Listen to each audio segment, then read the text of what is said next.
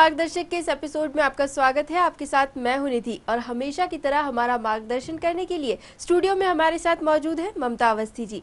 ममता जी, बहुत बहुत स्वागत है आपका। धन्यवाद निधि। दोस्तों, अगर आज की लाइफस्टाइल पर हम नज़र डालते हैं तो कई सारी छोटी छोटी ऐसी बातें हैं जो अपने कामकाज के चलते या रूटीन लाइफ के चलते हम नज़रअंदाज कर जाते हैं, लेकिन इसका बड़ा असर हमारी लाइफ पर पड़ता है, जैसी कि फिटनेस। कई बार होता है कि हम अपनी सेहत पर ध्यान देना भूल जाते हैं, अपनी फिटनेस की ओर हमारा कोई ध्यान नहीं होता, लेकिन इसका असर हमें बाद में देखने को मिलता है। और कई सारे हमारे व्यूअर्स ऐसे हैं जिनको फिटनेस को लेकर थोड़ी बहुत प्रॉब्लम्स है, तो वही आज हम डिस्कस करने वाले हैं। तो चलिए शुरुआत करते हैं बात की और उठाते हैं अपना फर्स्ट लेटर। फर्स्ट लेटर हमें लिखा है सारांश जी ने। सारांश जो है कॉलेज गोइंग स्टूडेंट है और अपने हेल्थ को लेकर काफ़ी कॉन्शियस भी है, इसीलिए इन्होंने जिम ज्वाइन किया हुआ है जहां ये रेगुलरली जाते हैं अपने पूरे इंटरेस्ट के साथ। लेकिन प्रॉब्लम आती है सारांश की मम्मी को लेकर, क्योंकि सारांश की मम्मी इन्हें हमेशा ही मॉर्निंग वॉक के लिए फोर्स करती हैं।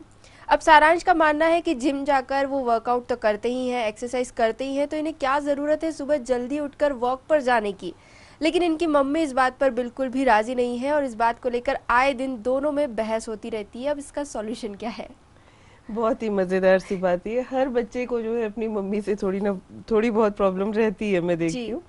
सारांश को मैं ये समझाना चाहूँगी कि ये कोई गलत काम नहीं कर रहे हैं, जिम जा रहे हैं, बहुत अच्छी बात है, लेकिन इनकी मम्मी भी जो है एक्सपीरियंस्ड है जी, और उनके तजुर्बे का इनको फ़ायदा उठाना चाहिए।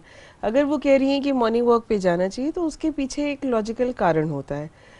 ये बात सही है, कई बच्चों के, क्या बड़ों के भी मन में ये बात आती है कि जो पौधे होते हैं, पेड़ पौधे होते हैं, वो रात में कार्बन डाइऑक्साइड रिलीज करते हैं। जी, तो क्यों फिर हम सुबह मॉर्निंग वॉक के लिए जाएं, क्योंकि जब हम अगर मॉर्निंग वॉक के लिए जाएंगे तो हम उस कार्बन डाइऑक्साइड में एक्सपोज हो जाएंगे। ऐसा इन लोगों का सोचना होता है। लेकिन यहाँ मैं ये बात इनको हाईलाइट करना चाहूँगी कि जो पौधे होते हैं, पेड़ पौधे होते हैं हरे वाले, ये इनकी भी एक सांस लेने की एक अपनी नेचुरल प्रक्रिया होती है, जिसको कि हम फोटोसिंथेसिस कहते हैं। जी, ये धूप की प्रेजेंस में जब मतलब दिन निकलने लग जाता है, तो धूप की प्रेजेंस में ये हरे वाले जो पौधे होते हैं, ये कार्बन डाइऑक्साइड को एब्जॉर्ब करते हैं और ऑक्सीजन को रिलीज करते हैं। तो जो हमारे वातावरण में का जो लोअर लेयर है, जो नीचे की सतह है, उसमें ऑक्सीजन का लेवल ये लोग मेंटेन करने में काफ़ी मदद करते हैं। जी, तो इस तरीके से ऑक्सीजन लेवल बैलेंस रहता है मतलब। और आपको बता दूं, कई सारे पौधे तो और भी काफ़ी हेल्पफुल होते हैं। मतलब हमें अपने घर के आसपास ज़रूर लगाने की, जो वेद पुराणों में और हमारे ग्रंथों में जो मेंशन किया गया है, तुलसी का पौधा है, जैसे पीपल का पौधा है, इन पौधों की जो उपमा है वो यही है कि ये वो पौधे हैं जो 24 घंटे ऑक्सीजन रिलीज करते हैं। मतलब ये हमारे लिए जितने जीवनदायी हैं उतना और कोई शायद दूसरे पौधे भी नहीं होते हैं। तो इन पौधों की जो फोटोसिंथेसिस की क्रिया होती है, या इन पौधों की जो एनवायरनमेंट को देन होती है, वो ये पौधे 24 घंटे कार्बन डाइऑक्साइड लेकर और ऑक्सीजन रिलीज करते हैं। जी, तो ऐसे में आप मान के चलिए कि ऑक्सीजन का लेवल जो है वो बैलेंस्ड बना रहता है। ये पौधे अगर हम अपने घर के आसपास लगाएं तो हमारी सेहत के लिए बहुत अच्छा माना जाता है, इसीलिए इनकी पूजा वूजा भी की जाती है। क्योंकि पुराने ज़माने में हर चीज़ जो है वो धर्म से जोड़ दी जाती थी। प्रकृति में धर्म से जोड़ने पर उसे आसानी से मान लिया जाता था, इस वजह से इसको जोड़ा गया है। सुबह के समय एक और फायदा ये रहता है कि सुबह व्हीकल्स का पोल्यूशन नहीं रहता, हवा साफ रहती है, धूल धुआं और गंदी गैसेस जो कि इजेक्ट होती हैं बाकी फैक्ट्रीज में से या फिर अपने जितने वाहन हैं उनकी वजह से होती हैं, वो सारी चीज़ें सुबह की एटमॉस्फेयर में नहीं रहती हैं। इसलिए सुबह की हवा जो है वो अलग ही फ्रेशनेस लेके आती है। जी। अगर सारांश ध्यान दें तो इनको समझ में आएगा कि डॉक्टर्स भी जो हैं वो पेशेंट्स को सुबह के समय वॉक, हल्का फुल्का वॉक करने की सलाह देते हैं, क्योंकि सुबह की जो फ्रेश एयर अगर अंदर जाती है तो आपका स्टेमिना बढ़ता है, फ्रेशनेस बढ़ती है और आप अपने आप को ज़्यादा स्फूर्तिदायक महसूस करते हैं। तो जिम जाना कोई बुरी बात नहीं है, लेकिन जिम के साथ एक जो अटैच बात जो आजकल के नवयुवक नहीं समझते, वो ये है कि जिम हमेशा बंद एरिया में होता है। बिल्कुल। तो भले ही एसी लगा हो, लेकिन जो आप कार्बन डाइऑक्साइड रिलीज कर रहे हो वो कार्बन डाइऑक्साइड उधर उस एरिया में ही ज़्यादातर एक्यूमुलेटेड रहती है। आप वर्कआउट करते हो, आपको पसीना निकलता है, स्वेट आउट करते हो, आप अलग अलग एक्सरसाइजेस करके अपना स्टेमिना बढ़ाने की कोशिश करते हो, लेकिन जो काम शायद आप प्रकृति के पास रह के 5 मिनट में कर सकते हो, वो काम शायद आप जिम के अंदर घंटे भर में कर पाते हो। जी। तो काफ़ी फ़र्क हो जाता है, प्रकृति के निकट रहना कहीं बेहतर है। जी, तो सारांश के लिए फ़िलहाल यही मार्गदर्शन है कि आप मॉर्निंग वॉक को थोड़ा सा सीरियसली लीजिए। हो सकता है कि फ्रेश एयर आपके दिन भर के रूटीन को फुल ऑफ फ्रेशनेस बना सकता है। तो ऐसी ही और भी प्रॉब्लम्स हमारे पास है। चलिए आगे बढ़ते हैं और लेते हैं अगला लेटर। ये लेटर हमें लिखा है दिलीप जी ने। इनकी उम्र है 46 ईयर्स। ये हमेशा से अपनी सेहत को लेकर काफ़ी अवेयर रहे हैं। हमेशा healthy food, exercise, morning walk इनके रूटीन का हिस्सा रही है। लेकिन एक प्रॉब्लम है कि जब भी ये सोकर उठते हैं तो इन्हें फ्रेशनेस फील नहीं होती, जिसका असर इनके बाकी कामों पर भी पड़ता है और कहीं ना कहीं दिन भर के रूटीन में ये चीज़ बार बार सामने आती है। पहले इन्होंने योगा और मेडिटेशन भी ट्राई किया, लेकिन उसका असर भी कुछ ही दिनों तक रहा। फिर इन्होंने डॉक्टर से कंसल्ट किया तो उन्होंने मेडिकल ट्रीटमेंट की सलाह दी गई। डॉक्टर का कहना था कि इनकी नींद ठीक से पूरी नहीं होती है, जिसके कारण प्रॉब्लम्स है। तो अच्छी नींद के लिए कुछ दवाइयाँ इन्हें रोज़ ही लेनी होगी। लेकिन इनके एक फैमिली फ्रेंड है जो भी मेडिकल फील्ड से ही हैं, वे इन्हें नींद की दवाइयाँ लेने से मना कर रहे हैं। तो एक तरफ एक डॉक्टर कह रहे हैं कि ठीक होने के लिए दवाइयाँ लेना ज़रूरी है, दूसरी तरफ इनके फैमिली फ्रेंड है जो इन्हें ये दवाइयाँ लेने से मना कर रहे हैं। तो अब ये कंफ्यूज्ड है इनके बीच की क्या किया जाए। निधि, यहाँ मैं इनको ये सजेस्ट करूँगी कि इनका कंफ्यूजन बहुत ही वाजिब है और इनके जो फैमिली डॉक्टर हैं या फैमिली फ्रेंड हैं वो भी इन्हें कोई गलत सलाह नहीं दे रहे हैं जी। सच में अगर हम आपको सलाह दें तो हम कहेंगे कि आप कोशिश करिए कि आपको स्लीपिंग पिल्स ना लेना पड़े। आप अपने रूटीन को थोड़ा सा मतलब इनको मैं कहूँगी कि ये रूटीन को थोड़ा सा रिव्यू करें। और क्योंकि ये काफ़ी कोशिश कर चुके हैं, हालांकि डॉक्टर कभी गलत सलाह नहीं देगा जी, डॉक्टर्स भी इन चीज़ों को ध्यान में रख के ही मेडिसिन देते हैं, लेकिन फिर भी स्लीपिंग पिल्स के जो असर होते हैं, अगर आपने ज़्यादा दिन तक के लिए लिया तो स्लीपिंग पिल्स के साइड इफ़ेक्ट्स होते ही हैं। कुछ साइड इफ़ेक्ट्स तो ऐसे होते हैं जो आपको इमीडिएटली समझ में आने लग जाते हैं, कुछ साइड इफ़ेक्ट्स काफ़ी लॉन्ग टर्म हो जाते हैं, कभी कभी लाइफ टेकिंग भी हो जाते हैं। आपने देखा है कि कई बार लोग सुसाइड अटेम्प्ट करने के लिए अधिक मात्रा में स्लीपिंग पिल्स ले लेते हैं। तो स्लीपिंग पिल्स को जहाँ तक हो मेरे भी ख्याल से अवॉइड करना चाहिए। हालांकि ये अपने डॉक्टर से कंसल्ट करके कोई भी स्टेप लें तो वो बेहतर रहेगा। कुछ साइड इफ़ेक्ट्स हम इनको बता सकते हैं जो नॉर्मल इनको ये अपने आप में ऑब्जर्व कर लें। अगर ऐसा इनको लगता है तो ये तुरंत अपने डॉक्टर के पास जाके उनसे कंसल्ट कर लें।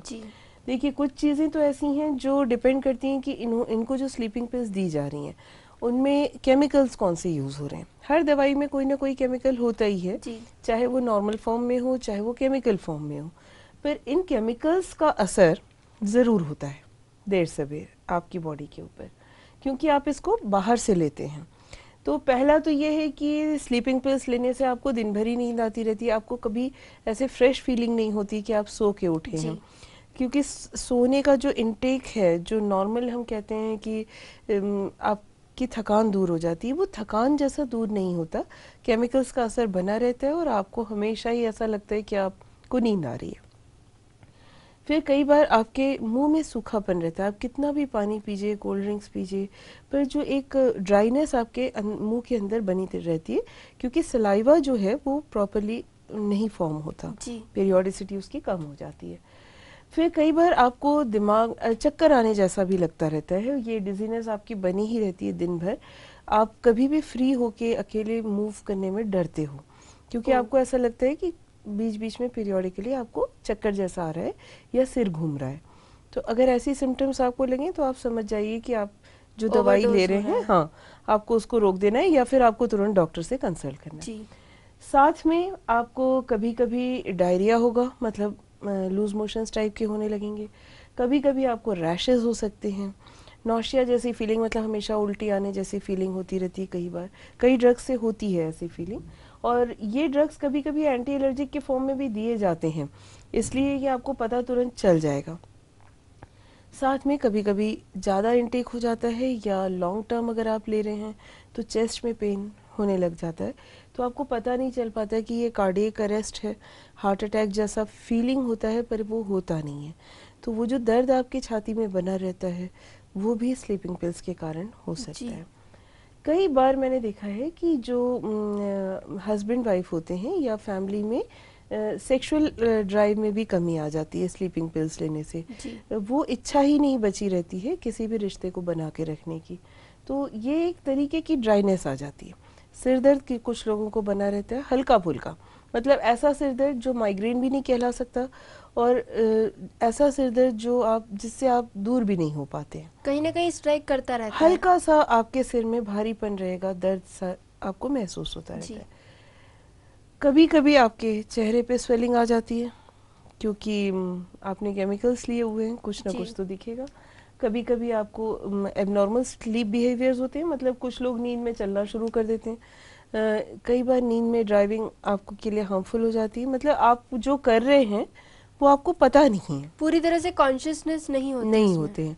कुछ लोग अति खाते हैं, जो स्लीपिंग पिल्स लेते हैं वो लोग कई बार बहुत ज़्यादा खाने के ऊपर आ जाते हैं, तो वो भी नुकसानदायक है उनके लिए क्योंकि उन्हें होश ही नहीं है कि वो खा रहे हैं। आंखें खुली हैं पर वो सो रहे हैं, दिमाग सो रहा है, इस तरीके की सिचुएशन आ जाती है। एब्डोमिनल पेन भी कई बार बना रहता है, नाभि के नीचे वाले पोर्शन में कुछ लोगों को दर्द बना रहता है। कारण उसका ये है कि आपका जो बॉडी सिम्टम है वो नॉर्मल नहीं हो पाता है। कुछ लोगों को एलर्जिक रिएक्शंस हो जाते हैं, बहुत ज़्यादा एलर्जी हो जाती है स्लीपिंग पिल्स लेने से। मतलब किसी भी टाइप का पोल्यूशन है तो आपको ज़रूर असर करेगा ही करेगा। आँखों में वीकनेस आ जाती है, बदन में दर्द बना रहता है, मसल्स में वीकनेस आ जाती है। कई बार आपको लो ब्लड प्रेशर की प्रॉब्लम भी हो सकती है और आपके जो बॉडी पार्ट्स हैं उनमें कोई कोऑर्डिनेशन नहीं बचता कभी कभी, मतलब आप करते कुछ हैं, सोच कुछ रहे हैं, करना कुछ और है। इस तरीके की सिचुएशन भी अगर आप बहुत लॉन्ग टर्म कोई दवाई लेते हैं तो आने की संभावना रहती है इस तरीके की। तो हम कहते हैं कि ये लैक ऑफ कोऑर्डिनेशन हो गया है। ओवरडोज से लिवर फेलियर हो सकता है आपका, बहुत ज़्यादा आपको कॉन्शियस रहने की ज़रूरत है। साथ में डिप्रेशन भी आ सकता है। कभी कभी आप ज़बरदस्ती में नाराज़ होते हैं, शॉर्ट टेम्पर्ड हो जाते हैं, बात बात में गुस्सा होते रहते हैं, तब भी आपका कंट्रोल उस चीज़ पे नहीं रहा तो आप समझ जाइए कि ये दवाई का असर है। कुछ लोगों के साथ कंसंट्रेशन की भी प्रॉब्लम आती है, मतलब वो एक चीज़ पे कंसंट्रेट पढ़ने पे नहीं कर पाते या फिर किसी काम पे कंसंट्रेट नहीं कर पाते, बड़ी छोटी छोटी स्पैन में उनको उठना पड़ता है, उठने की इच्छा होती है। तो ये सब कुछ मैं आपको एक जनरल सिम्टम्स बता रही हूँ जो आप में अगर नहीं थे पहले और अब बाद में अगर आप पिल्स लेने के बाद आप ऑब्जर्व कर रहे हैं तो आप इमीडिएटली समझ जाइए कि ये पिल्स की वजह से हो रहा है और आप डॉक्टर से कंसल्ट कर लीजिए या फिर कोशिश करिए कि पिल्स को रोक दें। जी, तो स्लीपिंग पिल्स का जो ये साइड इफ़ेक्ट है ये बहुत ही अजीब सी बात है कि दिलीप जी की प्रॉब्लम तो ये है ही, लेकिन मुझे लगता है कहीं ना कहीं कि साथ ही कई और भी लोग ऐसे हैं जो रूटीन में स्लीपिंग पिल्स यूज़ करते हैं और उनके साइड इफ़ेक्ट्स को फेस करना पड़ता है उन्हें। तो अब अगर मैं ये पूछूं कि अगर कॉमनली अगर हम बात करते हैं सबके कंसर्न में अगर बात करें तो क्या स्लीपिंग पिल्स को अवॉइड करने के कोई तरीके हो सकते हैं? हाँ बिल्कुल, देखिए आज निधि ऐसा है कि आज की लाइफस्टाइल कुछ ऐसी हो गई है कि इंसान को बहुत ज़्यादा काम करना पड़ रहा है एक कंफर्टेबल लिविंग के लिए। ये कंफर्टेबल लिविंग पाने के लिए आप अपने सारे कंफर्ट छोड़ते चले जा रहे हैं। तो कहीं ना कहीं बहुत सारे लोग जो हैं वो नींद की प्रॉब्लम से परेशान हैं। स्ट्रेस सबसे बड़ा रीजन, उसका सबसे बड़ा वर्क स्ट्रेस सबसे बड़ा रीज़न है। हमारे देश में तो फिर भी कम है, बाहर के देशों में तो ये प्रॉब्लम बहुत ज़्यादा है क्योंकि बहुत सारे लोग ऐसे हैं जो 24 में से 20 घंटा काम ही करते रहते हैं। तो अगर वो इतना ज़्यादा काम करेंगे तो उनका दिमाग पूरे समय अपने काम में ही इन्वॉल्व रहता है, इस वजह से भी उनका जो नींद का प्रॉब्लम बढ़ जाता है और वो फिर स्लीपिंग पिल्स का सहारा लेते हैं। जी, लेकिन अगर आप स्लीपिंग पिल्स को अवॉइड कर सकें तो बेहतर है। बहुत सिंपल सी कुछ चीज़ें आप अगर ध्यान में रखें तो आप ऐसी नौबत नहीं लाने दे सकते। पहली चीज़ तो आप मटेरियलिज्म से खुद को दूर करिए, काम उतना करिए जितने से आपकी कम से कम इतनी इनकम हो कि आप एक सुरक्षित भविष्य अपना बना सकें और अपने परिवार को एक हैप्पी लाइफ दे सकें। बहुत ज़्यादा की इच्छा मत रखिए। देखिए, हर व्यक्ति का अपनी एक कैपेसिटी होती है, हर व्यक्ति की अपना एक लेवल होता है।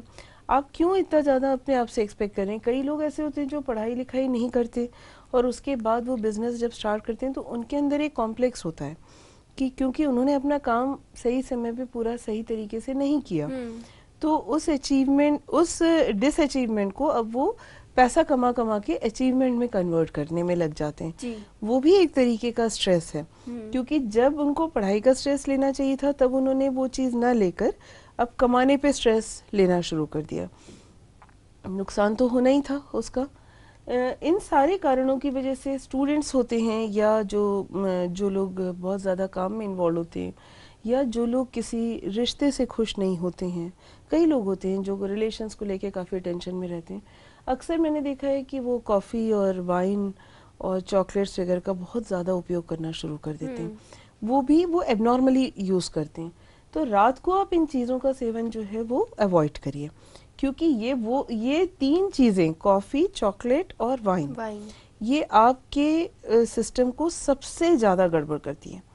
ये आपके इंटेस्टाइन्स को काफ़ी इफ़ेक्ट करती हैं और इस वजह से आपको बार बार उठना पड़ता है और एक लगातार आपको नींद नहीं मिल पाती। तो ये जो बार बार उठते हैं उसकी वजह से आपकी बॉडी स्ट्रेस्ड हो जाती है और आपकी बॉडी में कभी भी फ्रेशनेस नहीं आ पाती। बिल्कुल, बार बार अगर उठना पड़ रहा है तो एक कंटिन्यूअस रिलैक्सेशन जो मिलता है वो नहीं मिल पाता। ये 3 चीजें तो मैं हर किसी से कहूंगी कि रात को आप प्लीज अवॉइड करिए, बहुत जरूरी होता है। उसके बाद आप सोने के पहले जो है कोशिश करिए कि आप खुश मूड में रहें। ऐसा कोई काम मत करिए, ऐसी कोई बातें मत करिए जिससे कि आपके दिमाग में कोई टेंशन रहे। कई बार मैंने जैसे अभी कहा कि रिलेशंस को लेके आजकल बहुत ज़्यादा टेंशन हो गया है, क्योंकि एक्सपेक्टेशन बढ़ गई है बहुत सारी जगहों पे। कई लोग मेरे पास आते हैं निधि जिनकी प्रॉब्लम ये है कि हस्बैंड्स जो हैं वो काम कर रहे हैं, वाइफ घर संभाल रही हैं और हस्बैंड का ऐसा कहना है कि जब मैं सारा काम करके घर लौटता हूँ तो मेरे बचे हुए समय को मैं सोचता हूँ कि मैं आराम करने में बिताऊं और वाइफ सोचती है कि वो समय उसका है। कुल मिला के हस्बैंड को ऐसा लगता रहता है कि वो पूरे समय किसी न किसी के लिए कुछ ना कुछ कर रहे हैं, तो उनकी बॉडी कभी रिलैक्स नहीं हो पाती है। मैं कहूँगी कि इस सिचुएशन में आपसी तालमेल और समझदारी की बहुत ज़्यादा ज़रूरत है। रिश्तों को आप खुशनुमा बना के रखिए। दिमाग पे स्ट्रेस हो वो रिश्ता नहीं होता। एक दूसरे की प्रॉब्लम समझिए, एक दूसरे की रिक्वायरमेंट को समझिए, physical requirement, emotional, mental requirement को, और एक दूसरे को सपोर्ट करिए। ये सभी रिश्तों के लिए है, ये सिर्फ हस्बैंड वाइफ नहीं, ये माँ और बच्चों के बीच में भी है और हस्बैंड वाइफ के बीच में भी है और इन लॉज के साथ भी है, ये सभी के साथ है। तो खासकर बच्चे जरूर वेट करते हैं कि कब पापा मम्मी पापा घर मिले हमें, हम डिनर में वेट करते हैं और उसके बाद अगर नहीं होता तो ये तो देखिए उनके एक्सपेक्टेशंस भी वाजिब हैं।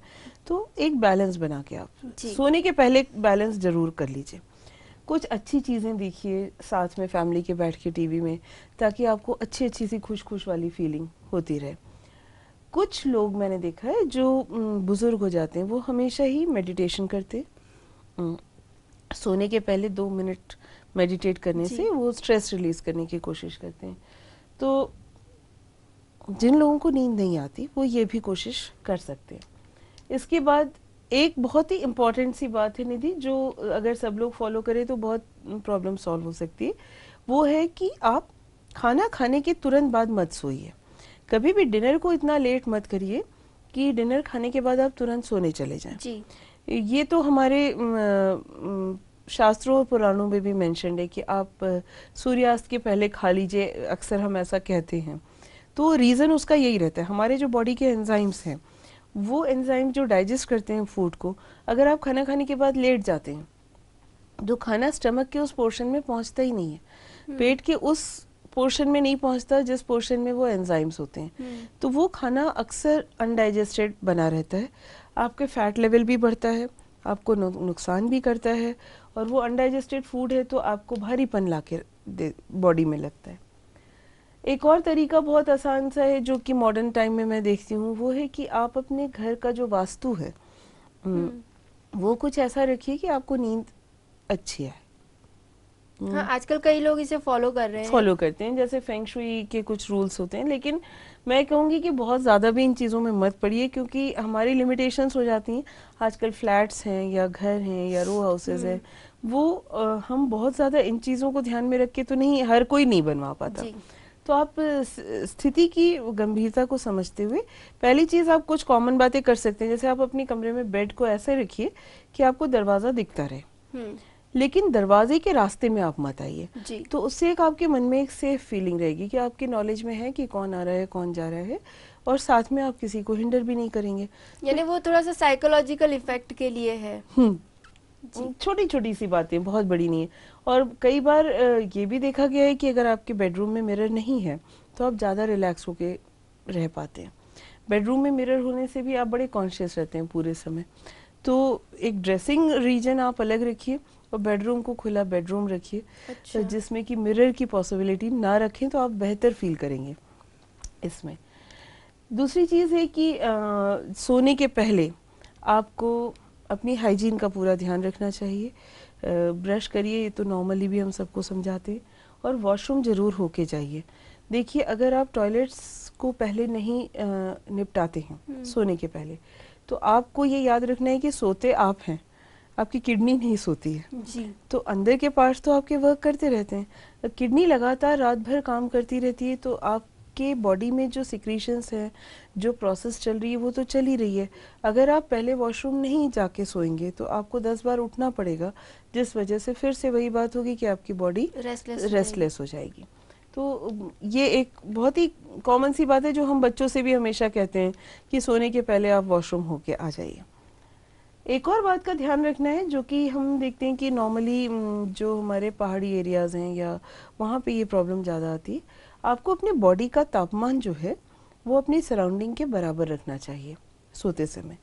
अगर गर्मी है या ठंड है, मतलब मैं ये नहीं कहूँगी कि अगर गर्मी का मौसम है तो एसी को इतना ज़्यादा पावर पे रखिए, टेम्परेचर इतना डाउन कर दीजिए कि आपका बॉडी टेम्परेचर और सराउंडिंग के टेम्परेचर में डिफरेंस आ जाए। जब भी ऐसा होगा, मतलब चाहे गर्मी में हो चाहे ठंड में हो, ठंड के मौसम में भी आप रूम हीटर्स को इतना मत गर्म करिए कि आपके बॉडी टेम्परेचर से कहीं ज़्यादा, क्योंकि अच्छा तो बहुत लगता है, जैसे गर्म पानी से नहाना बहुत अच्छा लगता है ठंड में, लेकिन वो आपके लिए नुकसानदायक है। हमेशा टेम्परेचर को, अपने बॉडी टेम्परेचर को सराउंडिंग के टेम्परेचर से मैच करके रखिए। उससे ये होता है कि आपकी बॉडी की एनर्जी रिलीज नहीं होती, आपके पास रहती है। जितना आप टेम्परेचर डिफरेंस रखेंगे उतना एनर्जी का ट्रांसफर ज़्यादा होता है जी। तो वो आपके लिए नुकसानदायक होता है। तो आप अपने कपड़े, bed cover, bed sheets, blankets, इन चीज़ों को ऐसे अरेंज करके रखिए कि आपका बॉडी टेम्परेचर सोते समय सराउंडिंग के साथ बैलेंस रहे जी। कई लोगों, हर किसी का अलग अलग है सोने का मूड होता है। कुछ लोग जो है नॉर्मली भी बड़े आराम से सो जाते हैं, कुछ लोग जब तक कि उनकी तकिया, उनका बिस्तर नहीं मिलता है वो सो नहीं पाते। कई लोगों की आदतें होती है कि बिना ओढ़े नींद नहीं आती है इस तरह से, है ना, या फिर जब तक वो अपने नाइट ड्रेस में नहीं आएंगे वो सो। तो ये सारी सिम्टम्स जो हैं ये एक्चुअली बॉडी की डिमांड होती है अपने टेम्परेचर को, हाँ, एनर्जी को कंजर्व करने के लिए। तो हर एक की वो अलग डिमांड है, आप अपनी बॉडी की डिमांड को समझ के आप उस हिसाब से अपना सोने का इंतज़ाम करिए। एक बहुत इम्पॉर्टेंट बात जो आपको ध्यान में रखनी चाहिए घर बनवाते समय भी और ख़रीदते समय भी, कि आपको सोने की जगह पे कोई ना कोई ऐसी खिड़की होनी चाहिए जिसको कि आप खुला रख सकें। बहुत ज़्यादा डर के सारा घर बंद करके सोने से आप जितनी कार्बन डाइऑक्साइड रात भर में रिलीज़ करते हैं वो आपके घर के अंदर ही बनी रहती है, तो आपकी ब्रीदिंग में भी असर पड़ता है और आपकी सेहत पे भी फ़र्क पड़ता है। आपकी अगर सोने की जगह पे एक छोटी सी खिड़की भी अगर खुली हुई है तो जो रिलीज गंदी कार्बन डाइऑक्साइड है वो बाहर चली जाएगी और ऑक्सीजन अंदर आ सकती है जी। तो ये कुछ छोटी छोटी सी बातें, कुछ ऐसी एडवाइस जिससे अगर आप यूज़ करते हैं तो आप स्लीपिंग पिल्स के साइड इफ़ेक्ट से बच सकते हैं, अपने आप को सेफ रख सकते हैं। चलिए आगे बढ़ते हैं और अगली प्रॉब्लम की तरफ नज़र डालते हैं। वैसे ये लेटर हमारे प्रोग्राम से काफ़ी रिलेट करता है, तो इसे तो ज़रूर हमें लेना ही पड़ा। ये लेटर हमें लिखा है प्रियंका जी ने। प्रियंका जी एक हाउसवाइफ है और जॉइंट फैमिली में रहती है। इनकी मदर इन लॉ हमारा प्रोग्राम रेगुलरली देखती है। ये तो बहुत अच्छी बात है जी। और जैसा कि हमने अपने एक एपिसोड में बताया था कि जो हाउसवाइफ्स होती हैं, लेडीज़ होती हैं, उन्हें भी काम का स्ट्रेस होता है, उन्हें भी रिलैक्सेशन की ज़रूरत होती है, तो और उन्हें भी अपनी सेहत का ध्यान रखना चाहिए।